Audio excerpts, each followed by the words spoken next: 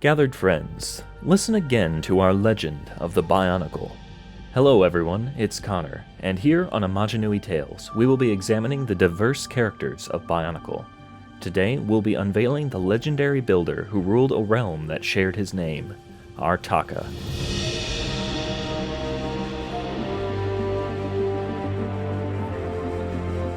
Artakha was a brilliant engineer and inventor, and one of the oldest and most powerful beings in all of the Matoran Universe.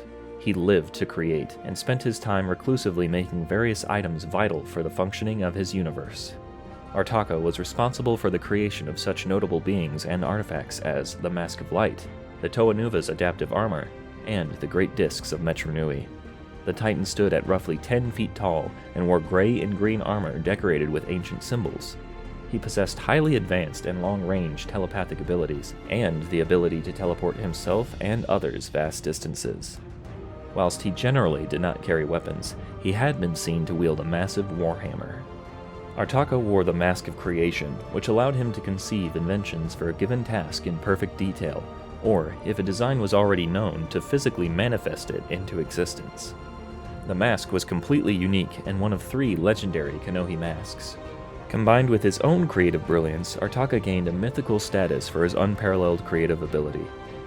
Artakha was originally created by the Great Beings alongside his brother Karzani. Soon after, the two fought in a physical contest in order to determine who would become the wearer of the Mask of Creation, a contest which Artakha won. Following his victory, Artakha was assigned to rule over an island he would go on to name after himself, where he would work to create all manners of special items that the Matoran Universe might need. Early in the Matoran Universe's history, Artakha created the Toa Mata as a contingency for the Great Spirit ever losing consciousness. He also dabbled in Rahi creation, but was unhappy with the result, and so chose to continue making inanimate objects, such as the Mask of Light. Millennia later, the Brotherhood of Makuta, which had already started turning evil, ran a clandestine operation to steal the Mask of Light from the island of Artakha, as they feared its power and the future that its existence implied. After a lengthy siege, they succeeded in taking the Great Kanohi away. Following the battle, Artakha chose to isolate his island from the rest of the universe. He asked the Order of Amaja-Nui to destroy all maps of the island, which the Order did, in addition to eliminating all outsiders who knew of the island's location.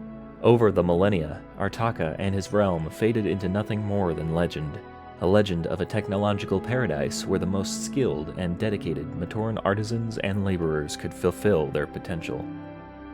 Tens of thousands of years later, the Toa Mata, now transformed into the Toa Nuva, returned to Artakha's island. After hearing some of their tales, he gifted each of them a set of adaptive armor and teleported them to Kartanui to fulfill their destiny and awaken the Great Spirit Mata-Nui. Shortly after Makuta Pterodax took over the Matoran Universe, he launched a large-scale attack against the island of Artakha, knowing that Artakha was a potential threat to his plans. Toa Nuva of Air Liwa came to rescue Artakha, but was instead recruited by the Titan to get help from another ancient and powerful being, Tren Krom. Artakha teleported Liwa to Tren Krom's island, where the ancient abomination psionically swapped minds with the Toa. Tren Krom later telepathically contacted Artakha, requesting to be teleported into the archives in order to help with countering Makuta Pterodax's plans. The Great Builder eventually agreed, threatening to destroy Liwa Nuva's body if Tren Krom tried to keep it, and the newfound freedom it had given him. Sometime later, Artakha left his island, teleporting directly into the core processor, the room that used to house the mind of Mata-Nui.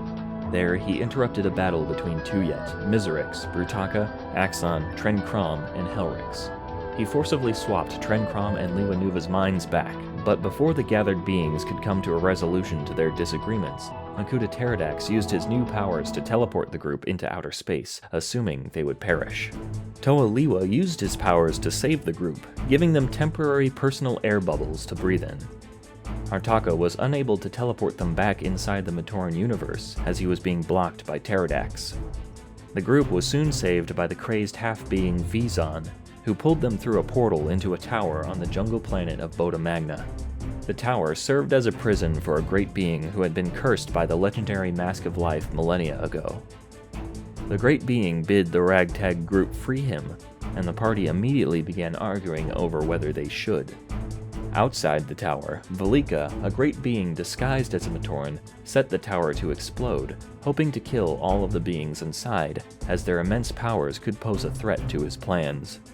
The party succeeded in escaping, but Artakha's subsequent fate, however, remains unresolved.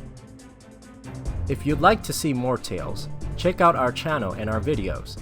Thank you so much for watching. This is the way of the Bionicle.